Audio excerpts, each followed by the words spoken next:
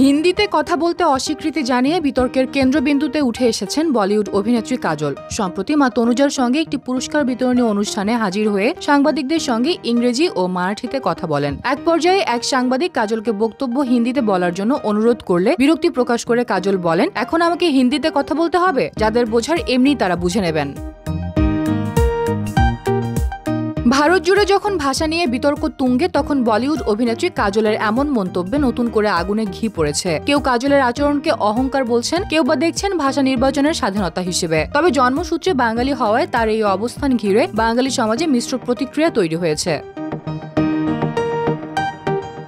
এই ঘটনার প্রেক্ষাপট আরও তীব্র হয় যখন দেশে ভাষা নিয়ে বিতর্ক তুঙ্গে। সম্প্রতি দিল্লি পুলিশ এক প্রতিবেদনে বাংলা ভাষাকে বাংলাদেশি ভাষা হিসেবে উল্লেখ করে, যা নিয়ে তীব্র ক্ষোভ তৈরি হয়। পাশাপাশি অভিযোগ রয়েছে, ভিন রাজ্যে বাংলা ভাষায় কথা বলার কারণে অনেক শ্রমিককে বিদেশি বলে অপমান করা হচ্ছে। দক্ষিণ ভারতের রাজ্যগুলোতেও হিন্দি আগ্রাসনের বিরুদ্ধে প্রতিবাদ বাড়ছে।